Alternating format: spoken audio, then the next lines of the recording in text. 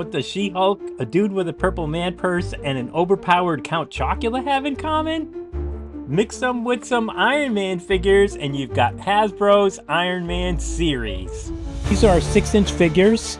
They're very similar to Marvel Legends, but they are not Marvel Legends figures. They are Marvel Comics. This is the Model 1 Iron Man from the Iron Man series.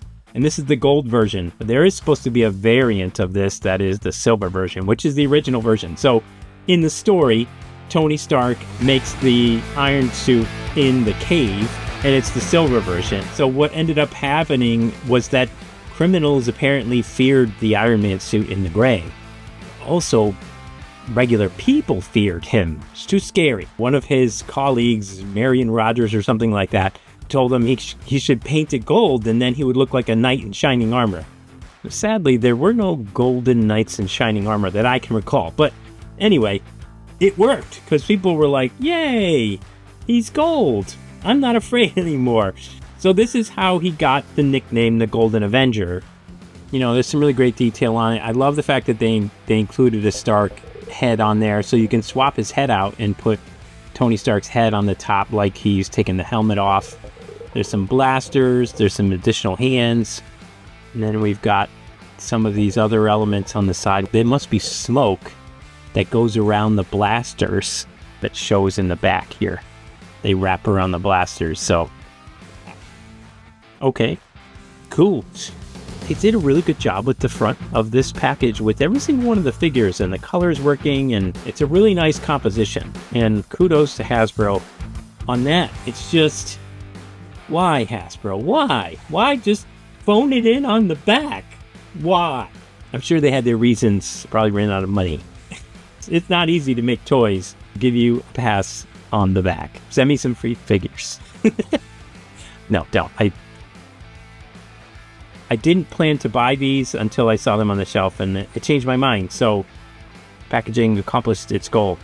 This is the Model 9 armor from the Iron Man series. Tony Stark had been tinkering around with this armor in his free time, as he does, and he decided not to use it because it was too overpowered. I can't imagine why having too much power would be a problem. But after his previous armor was destroyed by a villain called Firepower, he ended up donning this armor and defeating him. And after those battles, he decided to continue to wear this armor. This armor was part of the story of Merlin and Excalibur, where Iron Man was working to stop Dr. Doom from finding the Excalibur in its scabbard, and the scabbard ended up merging with Iron Man's armor and making him part magic, part technology. Iron Man beat Doom, and he was pretty pissed off, as Doom often gets. He's very cranky, you know? If you're trying to conquer the world all the time, you gotta expect some failures. It's not easy to conquer the world. Just take a chill pill, bro. There are a lot of details in the Model 9 armor that make this definitively the Model 9 armor, especially the intrusion of the golden parts into the torso. That's very unique to the Model 9 armor. There's also some elements like the larger boots and the cuffs around the wrists. These might be a little bit more exaggerated than the references that I found in the comics. Kind of a little bit of a Bondi influence in here that I see. Maybe others will disagree, but it seems a little bit more exaggerated. I actually think it makes it cooler. A lot of the Iron Man suits are very close to one another, so I like that this one is a bit more of an exaggeration. The Model 9 armor is pretty distinctive overall. So this figure is Count Nefaria from the Iron Man series. Apparently he's got some insane powers, and it goes back quite some ways in the comics. The strength and the power of Thor and the speed of like Quicksilver, and he has no need for food, air, or water, and is virtually immortal. His power list is insane. So this guy, he took on all the Avengers all at once in the comics, even though he's dressed like an idiot.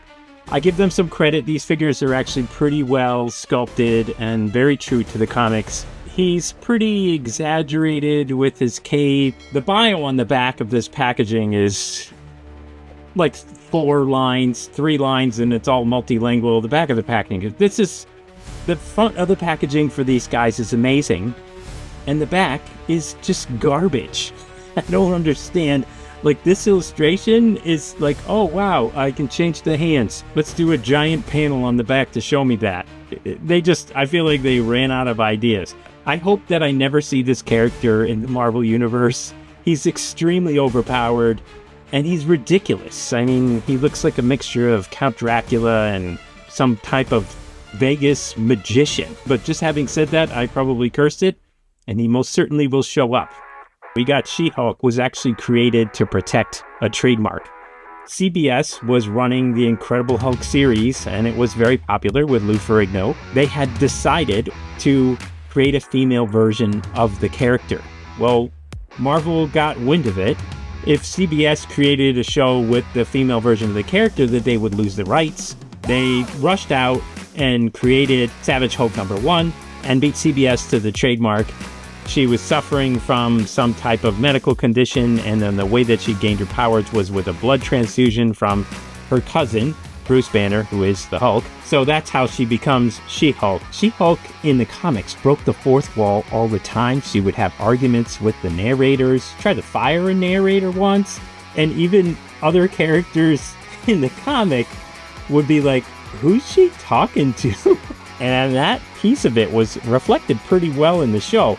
I don't think it resonated, but for what it's worth, they stuck to some of the same elements of the comic in this character. So, this is obviously a 6-inch figure, but she's a little taller because she's She-Hulk, so she's probably topping out at around 8 inches.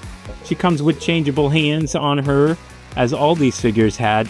And then she's got a cool accessory of this machine gun that looks like it's been bent up by her, which I think that's pretty cool. I'm not sure in her lawyering if she had a lot of opportunity to wreck a machine gun, but maybe here and there. She's got some great details on her.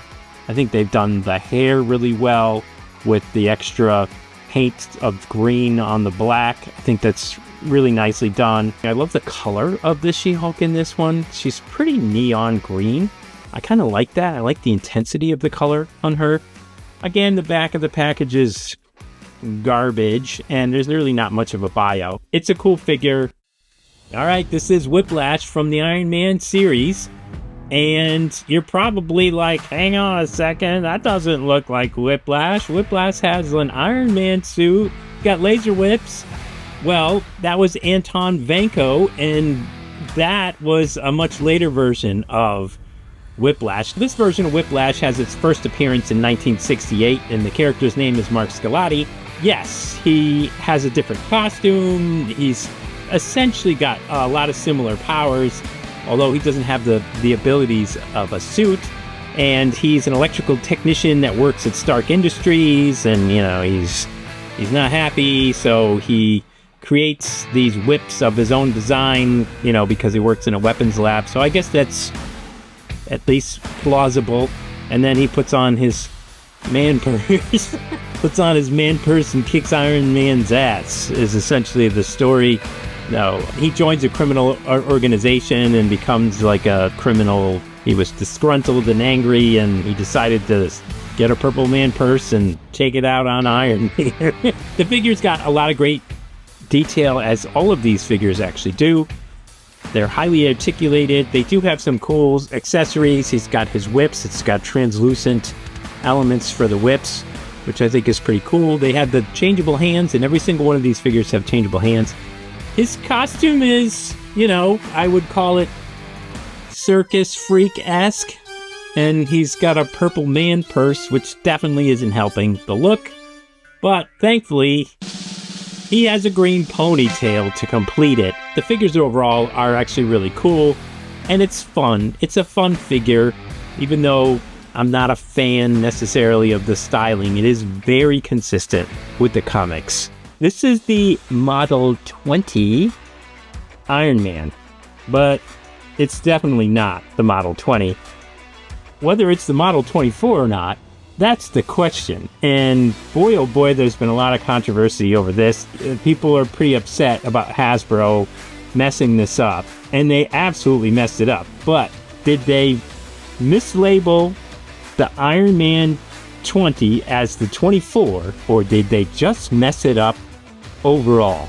If you want to find out my sort of analysis of this particular figure, Model 20 or Model 24. I'm going to create a separate video where we just go through the whole thing, because I don't think you want to watch a 30-minute video of all these figures. So, and you can edit that part. It's okay. A little bit on the background of the Model 20 armor. It was also known as the Tin Man armor because there was an armor before the Model 20 armor, which had a synthetic, almost like the armor that we saw in Endgame that Tony Stark had, where it was able to continually sort of morph itself. That was the skin armor.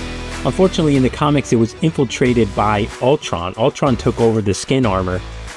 After the defeat by Ultron on the armor, he created a more traditional light-skinned armor that was named the Tin Man armor.